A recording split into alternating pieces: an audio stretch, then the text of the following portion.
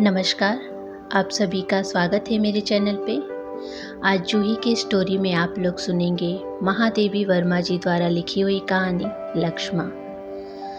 धूल धूल कर धूमिल हो जाने वाले पुराने काले लहंगे को एक विचित्र प्रकार से खोसे, फटी मटमैली ओढ़नी को कई फेंट देकर कमर से लपेटे और दाहिनी हाथ में एक बड़ा सा हंसिया संभाले लक्ष्मा नीचे पड़ी घास पत्तियों के ढेर पर कूदकर खिलखिला उठी। कुछ पहाड़ी और कुछ हिंदी की खिचड़ी में उसने कहा, हमारे लिए क्या डरते हो? हम क्या तुम्हारे जैसे आदमी हैं? हम तो जानवर हैं। देखो हमारे हाथ पाँव, देखो हमारे काम। मुक्त हंसी से भरी यह पहाड़ी युवती न जाने क्यों मुझे इतनी भली लगती है। धूप से झुलसा हुआ मुख ऐसा जान पड़ता है जैसे किसी के कच्चे सेब को आग की आंच पर पका दिया हो। सूखी सूखी पलकों में तरल तरल आंखें ऐसी लगती हैं मानो नीचे आंसुओं के अथाह जल में तैर रही हो और ऊपर हंसी की धूप से सूख गई हो। शीत सहते सहते होठों पर फैली नीलिमा समदांतों की सफ़ेदी से और भी स्पष्ट हो जाती है। दिन रात कठिन पत्थरों पर दौड़ते दौड़ते, पैरों में और घास काटते काटते और लकड़ी तोड़ते तोड़ते हाथों में जो कठिनता आ गई है, उसे मिट्टी और गोबर की आर्द्रता ही कुछ कोमल कर देती है। एक ऊंचे टीले पर लक्ष्मा का पहाड़ के हृदय पर बड़े छाले जैसा छोटा घास फूस का घर है। बाप की आंखें खराब है, माँ का हाथ टूट गया है और भतीजे की माता परलोकवासिनी और पिता विरक्त हो चुका है। सारांश यह कि लक्ष्मा के अतिरिक्त और कोई व्यक्ति इतना स्वस्थ नहीं जो इन प्राणियों का जीविका की चिंता कर सके। और इस निर्जन में लक्ष्मा कौन सा काम करके इतने व्यक्तियों की जीवित रखे, यह समस्या कभी हल नहीं हो पाती। अच्छे दिनों की स्मृति के समान एक भैंस है। लक्ष्मा उसके लिए घास और पत्तियां लाती है, दूध दूहती है, दही जमाती और मट्ठा बिलोती है। गर्मियों में झोपड़े के आसपास कुछ आलू भी बो देती है, पर इससे अन्न का अभाव तो दूर नहीं होता, वस्त्र की समस्या तो नहीं सुलझती। लक्ष्मा की जीवन गाथा उसके आंसुओं में भीग भीग कर अब इतनी भारी हो गई थी कि कोई अथक कथावाचक और अचल श्रोता भी उसका भार वहन करने को प्रस्तुत नहीं। सभ्यता के शेष चिन्हों से 8 मील दूर स्थित एक गांव में लक्ष्मा का विवाह हुआ था। उसकी ससुराल में बहुत जमीन थी, बहुत खेती होती थी, बहुत गाय भैंस बैल पले थे। सारांश यह कि सभी कुछ बहुत था, पर कठोर भाग्य ने अपना व्यंग छिपाने के लिए एक स्थान निकाल ही लिया। उसका पति पागल तो नहीं कहा जा सकता, पर उसका मानसिक विकास एक बालक के विकास से अधिक नहीं हो सकता। पागल लड़की की बुद्धिमती और परिश्रमी बहू को सास ससुर चाह सकते हैं, पर देवर जेठों के लिए तो वह एक समस्या ही हो सकती है, क्योंकि उसकी उपस्थिति में भाई की संपत्ति का प्रबंध करना भी आवश्यक हो जाता है और उसे आत्मसात करने की इच्छा रोकना भी अनिवार्य हो उठता है। अनेक अत्याचार सहकर भी जब लक्ष्मा ने अपना अधिकार छोड़ने की इच्छा नहीं प्रकट की, तब एक बार वह इतनी अधिक पीटी गई कि बेहोश हो गई और मृत समझकर खंड में छिपा दी गई। कैसे वह होश में आई और किस असहाय कष्ट से घसीट घसीट कर खंड के पार दूसरे गांव तक पहुंच सकी, यह बताना कठिन होगा। अपने संबंधियों के अत्याचार के संबंध में उसने एक शब्द भी मुंह से न निकालने दिया, क्योंकि इससे उसके विचार में घर की मर्जात चली जाती। इसके अतिरिक्त अपने मारे पीटे जाने की बात अभिमानी लक्ष्मा कैसे बताती। अचानक बहुत ऊंची शिला से गिरकर चोट खा गई है। इस कल्पित कथा के असत्य में जिस साहस का परिचय मिलता था, वह पीटे जाने की क्रूर कहानी के सत्य में दुर्लभ हो जाता। मार्ग में 3 दिन तक कुछ खाने को न मिल सका। लक्ष्मा हंसकर कहती है, जब बहुत भूखा हुआ तब पीली मिट्टी का एक गोला बनाकर मुंह में रखा और आंख मूंद कर सोचा, लड्डू खाया, लड्डू खाया। बस फिर बहुत सा पानी पी लिया और सब ठीक हो गया। मृत्यु की बैतरणी पार करके आई हुई लक्ष्मा को देखकर जब नैहर वालों ने उसकी ससुराल वालों को दंड देना चाहा, तब लक्ष्मा के तीव्र विरोध के ही एक महाभारत का सूत्रपात रोका। इस अभागी स्त्री की छाया में मानो दुख स्थायी रूप से बस गया है। उसके लौटते ही भौजाई ने एक बालिका और एक मास भर के शिशु पुत्र को उसकी गोद में रखकर चिरकाल के लिए विदा ली। टूटे शरीर और फूटे भाग्य के साथ लक्ष्मा को जो पूर्ण और स्वस्थ हृदय मिला है, उसी को लेकर उसने यह मधुर कटु कर्तव्य भार संभाला। पर वह बेचारी संतान पालन क्या जाने, न तो आसपास किसी छोटे बालक की माता ही मिल सकी और न वह शिशु कटोरे से दूध पीना ही सीख सका। तब लक्ष्मा की बुद्धि ने नया उपाय खोज लिया।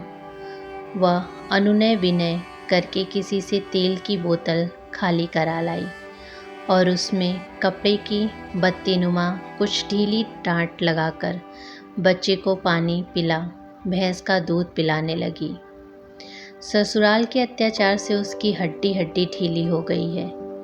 कुछ देर बैठने से रीढ़ का दर्द व्याकुल कर देता है और खड़े रहने से घुटनों में छिलक उठती है। पर उसने बिना किसी की सहायता से रात रात भर खड़े रहकर दिन दिन भर झुककर अपनी भाभी की धरोहर को पाल लिया और आज तो वह शिशु इतना बड़ा हो गया कि पालतू पशु की तरह बुआ का मुख अनुसरण करता फिरता है। पहली बार लक्ष्मा को देखकर मेरे मन में उसे प्रयाग लाकर पढ़ाने लिखाने का विचार उठा था, पर प्रस्ताव के उत्तर में लक्ष्मा ने केवल अपने जीर्ण शीर्ण घर की ओर देखकर सिर झुका लिया। उतने प्राणियों को वह किसके भरोसे छोड़ आती। उस समय आशा थी कि पत्नी वियोग के अव्यवस्थित भाई संभवतः लौटकर अपना कर्तव्य संभाल लें, पर उस आशा के दुराशा सिद्ध होने पर भी लक्ष्मा की उजली हंसी निराश की छाया में म्लान नहीं हुई। सहज भाव से मुस्कुराकर कह देती कि जंगल में पढ़ लिख कर क्या होगा, यहाँ तो पेड़ पर चढ़कर लकड़ियाँ और पत्तियाँ तोड़ना आना चाहिए। जब बूढ़े माँ बाप नहीं रहेंगे और बच्चे बड़े हो चुकेंगे, तब भगवान उसे संसार में क्यों पड़ा रहने देंगे। फिर उसे अवश्य ऐसा जन्म मिलेगा जिसमें मेरे पास रहकर पढ़ लिख भी सके और कर्तव्य का पालन भी कर सके। यदि मैं उसे पढ़ाना चाहूँ तो कम से कम दूसरे जन्म तक प्रतीक्षा करूं। इस विचित्र कथन में यदि कर्तव्य के प्रति इतनी निष्ठा और जीवन के प्रति इतना सरल विचार न होता तो पगली लक्ष्मा पर हंसने को जी चाहता। क्षमता के धरातल पर सुख दुख का मुक्त आदान प्रदान यदि मित्रता की परिभाषा मानी जाए तो मेरे पास मित्र का अभाव है। अपने आनंद के प्रकाशन के लिए मेरे निकट कला ही नहीं, पशु पक्षी पेड़ पौधे भी महत्व रखते हैं, क्योंकि उन पर भी अपनी प्रसन्नता व्यक्त करके मुझे पूर्ण संतोष होता है। रहा दुख का प्रतीकरण, तो उसका लेस मात्र भी भार बनाकर किसी को देना मुझे अच्छा नहीं लगता। दूसरे के सुख में एक प्रकार की निश्चितता का अनुभव करके मैं दूर ही रह जाती हूँ और दुख ग्रस्त से मेरे संबंध का आधार वात्सल्य ही रहता है। पर कटीली डालियों में छिंदे हाथों पैर पौने पत्थरों से छत विछत पैरों वाली मलिन पर हास की उज्ज्वल लक्ष्मा के प्रति मेरे मन में समानयुक्त संख्यत्व की भावना ही प्रधान है। वह अपने दुख में इतनी अस्थिर है, न हल्की कि उसे मेरे सहारे की आवश्यकता जान पड़े, और अनेक अवसरों पर तो मैंने उसे अपने आप से बहुत गुरु या ऊंचा पाया है। लक्ष्मा के व्यवहार में भी मुझे एक ऐसी समानता का अनुभव होता है जिसका अन्य पहाड़ी स्त्रियों में अभाव है।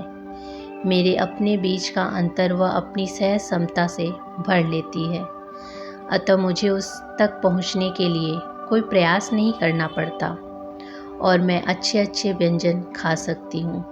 यह जानकर भी वह बड़े यत्न से ऐसी वस्तुएं लाती ही रहती है जो जंगल में प्राय है। एक दिन वह छत्ते के मोमी टुकड़ों के साथ हाल का निकाला हुआ शहद लेकर दौड़ी आई और तुरंत खा लेने के लिए अनुरोध करने लगी। मीठा मुझे वैसे ही कम रुचता है, पर उस पर मधु को देखते ही मुझे मधुमक्खियाँ इस तरह स्मरण आने लगती हैं कि खाना कठिन हो जाता है। पर लक्ष्मा के अनुरोध की रक्षा के लिए कुछ चखना ही पड़ा। वहाँ तो अनेक व्यक्ति मधुमक्खियाँ पालकर मधु का व्यापार करते हैं, पर लक्ष्मा न तो मधुमक्खियों को पालने के लिए काठ का बना घर खरीद सकती थी और न उसके घर की दीवारें ऐसी थी जिसमें ऐसा घर बनाया जा सकता। पूछने पर पता चला कि एक दीवार फट गई है। लक्ष्मा को उसकी दरार में मधुमक्खियाँ पालने की इच्छा हुई, पर मक्खियाँ वहाँ पहुँचे तो क्यों कर। प्रतीक्षा करते करते थक कर लक्ष्मा मधुमक्खियों को पकड़ पकड़ कर उस दरार में बैठाने लगी। कई बार उनके काटने से उसके हाथ सूज गए, कई बार वे उस दरार से संकीर्ण घर को नापसंद कर उठ गई, पर अंत में कुछ उदास मक्खियों ने वहाँ बसकर बेचारी लक्ष्मा को कृतार्थ किया। उन्हीं के छत्ते का पहला मधु वह मेरे लिए लाई है। एक बार इसी प्रकार मेरे आने के दिन सब जगह घूम घूम कर वह मुझे विदा में देने के लिए काले अंगूरों का गुच्छा ले आई थी। भैंस जब दूध देती है तब कभी काठ की प्याली में दूध, कभी दोने में दही और कभी पत्ते पर मक्खन लिए लक्ष्मा दौड़ती चली आती है और गोबर मिट्टी से गीले पैरों के द्वार सूखे फर्श पर मटमैले चित्र से बनाती हुई मेरी चौकी के पास पहुंचकर थोड़ा सा खा लेने के लिए हठ भरा अनुरोध करने लगती है। आदि से अंत तक मेरी शिक्षा छात्रावास में रहकर ही हुई है। बीच में घर जाने पर माँ ही खिलाने पिलाने का विशेष ध्यान करती थी, पर उनका चिंता करना नियम का अपवाद जैसे लगता है। इसी से मैं ऐसी चिंता की अभ्यस्त नहीं हूँ। पढ़ना समाप्त करते ही मैंने स्वयं अनेक विद्यार्थियों की चिंता करने का कर्तव्य स्वीकार कर लिया, अतः मुझे हट कर खिलाने वाले व्यक्तियों का अभाव ही रहा है। लक्ष्मा का हट करना मेरे आरोपित और कल्पित बड़प्पन को दूर तक मुझे फिर बचपन की सहज और स्वाभाविक स्थिति में पहुंचा देता है। वह अपनी ममता में तरल है। अपने लिखने पढ़ने में बहुत व्याघात पड़ते देखकर एक दिन खिजलाकर लक्ष्मा से कहा, अब आने पर मैं सामने वाले पहाड़ की सुनसान चोटी पर कुटी बनाकर रहूँगी, जहाँ कोई न पहुँच सके। निरंतर सबके भोजन की चिंता करते करते वह जान चुकी है कि भोजन की समस्या सहज सुलझने वाली नहीं होती है और बिना उसे सुलझाए संसार का कोई काम संभव नहीं। निर्जन में कहीं मैं भी इसी समस्या से उलझकर न रह जाऊं। यही सोचकर उसने जो उपदेश गर्भित अनुरोध किया वह उसी की योग्य था। लक्ष्मा की इच्छा है कि जब उसकी भैंस की 2 वर्ष की पाड़ियाँ 4 की होकर दूध देने लगे तब पहाड़ की ऊंची चोटी पर जाकर रहूं। तब एक भैंस का दूध बूढ़ा बूढ़ी और बच्चों के काम आएगा और दूसरी का मेरे। वह प्रतिदिन नियम से 1 सेर दूध, 1 सेर दही, 2-4 आलू और लकड़ी पानी आदि वहाँ पहुँचाया करेगी। यह बोलेगी भी नहीं, देखेगी भी नहीं, केवल दरवाजे पर सब कुछ रखकर लौट आया करेगी। फिर जब मेरी मोटी पोथी लिखी जा चुके और मैं अकेले रहते रहते उब जाऊं, तो लक्ष्मा पुकारते ही वह 100 काम छोड़कर वहां आ जाया करेगी और सब सामान, यहाँ तक कि कुटी का छप्पर भी ढोकर नीचे ले आवेगी। इस महत्वपूर्ण प्रस्ताव के अंत में जब लक्ष्मा बड़ी विनीत गंभीरता से मेरे मुख की ओर देखने लगी, तब मैं विस्मय से बोल ही न सकी। एकांत और निर्जन सहज प्राप्य है। मोटे मोटे पोथे लिख लेना भी कठिन नहीं, पर लक्ष्मा जैसा अकारण ममतालु सहायक दुर्लभ ही रहेगा। लक्ष्मा का यह कथन कि उसके पास भाग्य की कमी है, समझ की नहीं, बहुत कुछ सत्य है। एक बार मेरा हिमालय का चित्र बनाता देखते देखते वह बोल उठी, सामान मिलता तो मैं ठीक ठीक बर्फान उतार देती। मैंने उपहास के भाव से प्रश्न किया, क्या क्या चाहिए? लक्ष्मा ने कुछ विचित्र भावभंगी से जो उत्तर दिया उसका अर्थ था उसे एक बड़ा सा नीला कागज़ चाहिए और सफ़ेद और हरा रंग। फिर वह एक बहुत ऊंची चोटी पर किसी समतल चट्टान के ऊपर अपना नीला कागज़ बिछाकर दिन भर बैठेगी और कहीं दीवार की तरह खड़े, कहीं छप्पर की तरह फैले और कहीं मंदिर के समान कलस्तार हिमालय को उतारेगी। नीला कागज आकाश रहेगा, सफ़ेद रंग के बर्फ बनेगी और हरे से देवदार के पेड़। छोटी लक्ष्मा की बुद्धि का इतना विशाल परिचय पाकर चकित होना ही स्वाभाविक था। मुझे सफ़ेद कागज पर बड़े प्रयास से नीला आकाश बनाते देख उसने नीले कागज की बात सोच ही ली होगी। पूछने पर पता चला कि बिना सिखाए ही लक्ष्मा को फूल पत्ती बेल बूटे बनाने की इतनी चाह है कि वह अपनी ही नहीं, पड़ोस के घरों की दीवारों पर भी गेरू और चावल से गोंद चुकी है। उसकी चित्र रचना चाहे अर्थ कुछ न रहे, पर बनाने वाली उंगलियों का अपट्टु परिश्रम और साधनहीनता तो प्रत्यक्ष हो ही जाती है। इसी प्रकार देखते देखते वह कुछ कुछ बुनना भी जान गई है, पर ऊन और सलाइयों के अभाव में बूढ़े बाप के लिए स्वेटर बिनने की इच्छा साकार न हो पाई। दूसरों से उसकी निराशा का कारण जानकर मैंने उसे वे वस्तु मंगवा दी। अवश्य, पर सर्दी में पिता की रक्षा का प्रश्न न होता तो वह उन सब को छोड़कर भाग खड़ी होती, इसमें संदेह नहीं। मुझ पर उसका स्नेह कम नहीं, पर स्नेह को साधन बनाकर छोटे छोटे स्वार्थ की सिद्धि भी उसे अभिष्ट नहीं रही। साधारणता, असंख्य सुविधाएं और विविध अभाव पहाड़ी जीवन में स्वार्थ भावना को बहुत स्थूल और स्पष्ट रूप देते हैं, पर लक्ष्मा के जीवन को मैंने इसका अपवाद ही पाया। मुझे उसकी स्वाभाविक हंसी में छिपे आंसुओं को खोजना पड़ता है और उन आंसुओं के नीचे छिपे कारणों का पता लगाना पड़ता है। फिर अंत में हम तो ऐसे ही जंगली हैं, हमें क्या चाहिए? आदि के द्वार लक्ष्मा मेरा सारा परिश्रम निष्फल किए बिना नहीं रहती। हृदय में इतनी स्वच्छ लक्ष्मा को बाहर से मलिन ही रहना पड़ता है। कभी कभी तो अपनी मलिनता पर आप ही झुर्लाकर कह उठती है, मैं तो इतनी मैली हूँ, मुझे भीतर मत आने दो, बाहर ही रोक दिया करो। देखो तो सारा का सारा घर कैसा लगने लगता है। उसके इस प्रकार के उद्धार स्वर अपने ही प्रति हुआ करते हैं, क्योंकि उसके उपरांत वह मुझे सफाई देने लगती है। पाँव तो सवेरे ही मल कर धोए थे, पर आधे रास्ते से भैंस को घास डालने लौट जाना पड़ा। लहंगा तो कल पत्थर पर मोगरी से पीट पीट कर छाटा था, पर बच्चे ने मिट्टी भरे हाथ पोंछ दिए। ओढ़नी तो परसों झरने में धोकर सुखाई थी, पर घास बांधने की रस्सी बीच में टूट गई और इसी से बांधकर लाना पड़ा।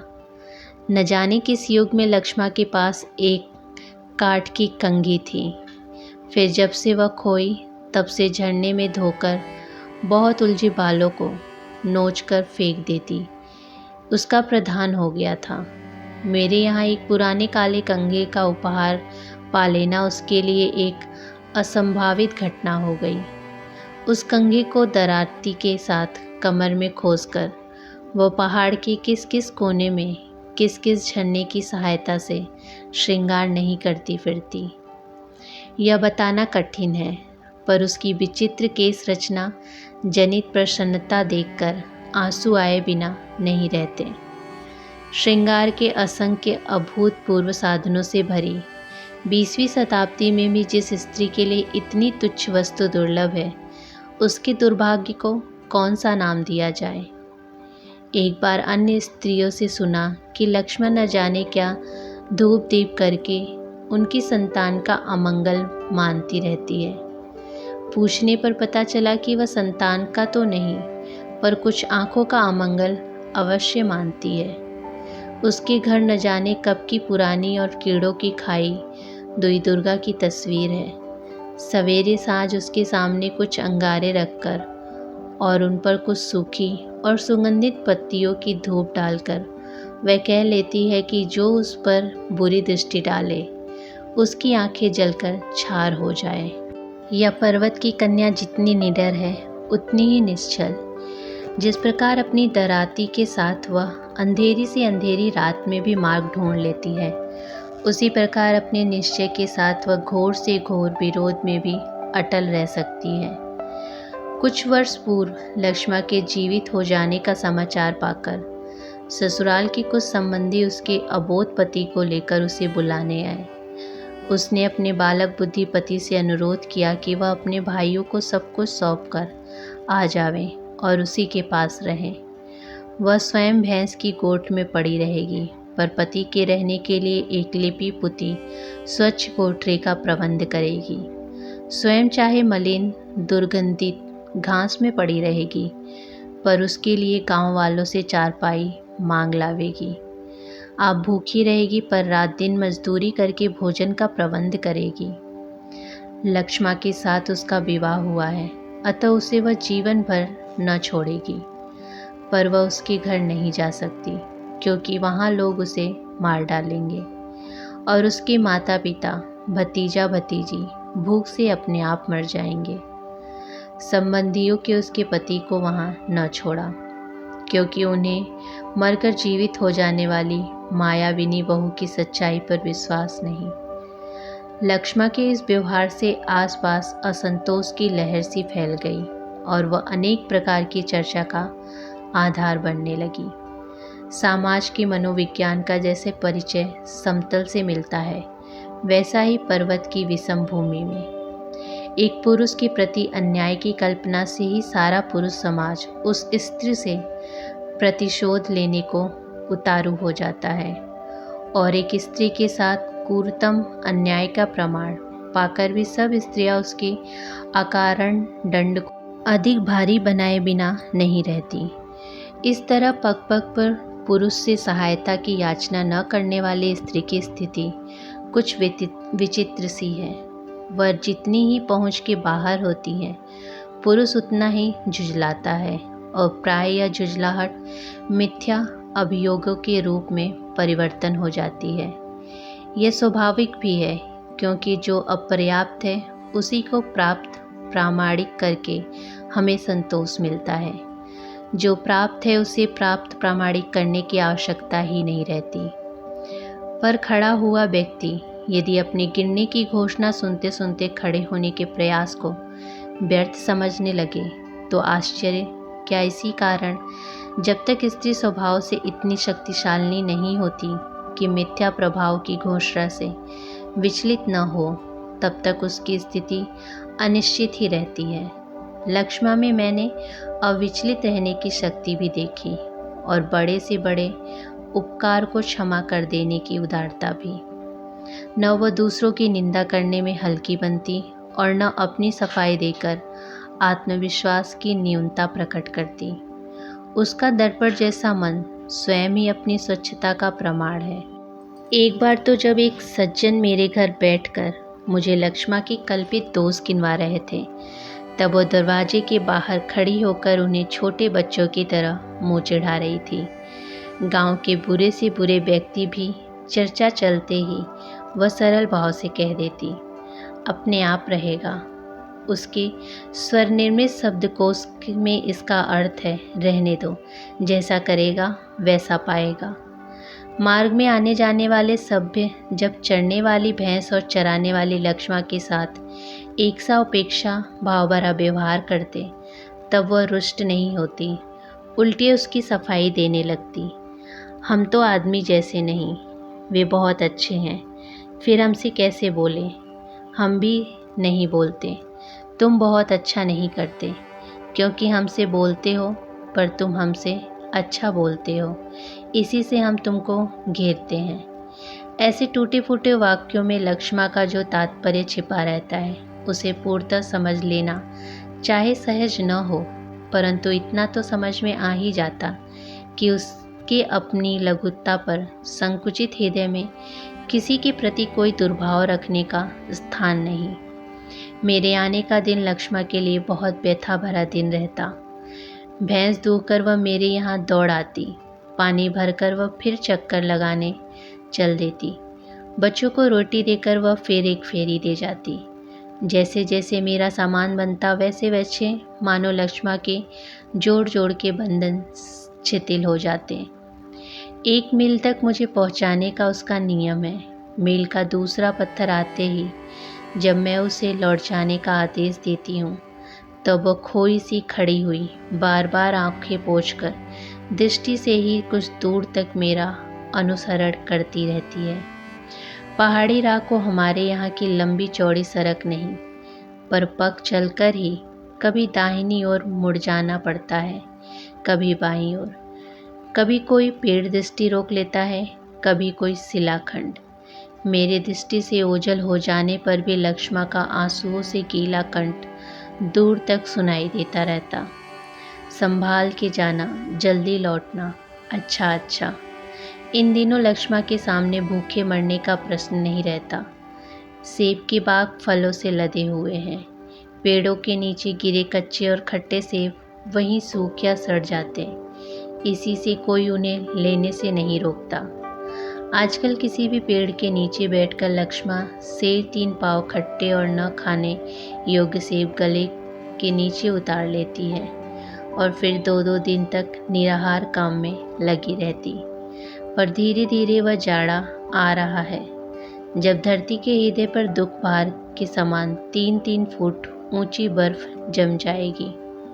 जब लोग अपने अपने घर में आग तापते हुए पुरानी कथाओं को नए ढंग से कहेंगे, जब संपन्न और निर्धन सब अपने संचित अन्न के भरोसे प्रकृति की तरल पर क्रूर कीड़ा का उपहास करेंगे, जब कुछ पशु नीचे के गर्म गांवों की ओर भेज दिए जाएंगे और कुछ सुखाई हुई घास देकर गर्म कोष्ठों के सुरक्षित रखे जाएंगे, और तब विकलांग बूढ़ों, असमर्थ बालकों और अरक्षित पशुओं को देखकर लक्ष्मा क्या करेगी? मुझे उसका कोई समाचार नहीं मिलता। यह सत्य भी है और नहीं भी। वह पढ़ी लिखी होती तो पत्र लिखने से सुविधा रहती। यह सुनकर लक्ष्मा एक विचित्र भाव भंगिमा के साथ अपनी अटपटी सी भाषा में उत्तर देती। हम तो अपने जैसे लिख लेते हैं, एक टीले पर बैठकर सोचते हैं, यह लिखा वह लिखा, यह ठीक लिखा गया, वह लिखना अच्छा नहीं हुआ। जब मन में आता कि चिट्ठी गई तब उठकर खुशी से घास काटते, लकड़ी तोड़ते। क्या हमारा लिखा नहीं पहुंचता? कागज, कलम, स्याही और अक्षरों से शून्य तथा पोस्ट ऑफिस की सहायता के बिना भेजी गई चिट्ठी की बात सुनकर किसी हंसी नहीं आएगी। पर जब सर्दियों में मैं अचानक ही यहाँ के कमरे को छोड़कर उखिम से मूर्छित पर्वत की ओर जाने को उद्यत हो जाती, गर्मियों में सभ्य समारोह से मुखरित पर्वतीय सौंदर्य का निराधार कर उस व्यथा से नीरव हिमानी के कोने में पहुँचने के लिए विकल हो उठती हूँ, तब मुझे निरक्षर लक्ष्मा की चिट्ठी नहीं मिलती। यह कौन कह सकता है? तो दोस्तों, ये थी कहानी लक्ष्मा बालिका माँ, जिसे महादेवी वर्मा जी द्वारा लिखा गया है। उम्मीद करती हूँ कि कहानी आप सभी को पसंद आई हो। कहानी पसंद आई हो तो वीडियो को लाइक, शेयर और चैनल को सब्सक्राइब जरूर कीजिएगा। धन्यवाद।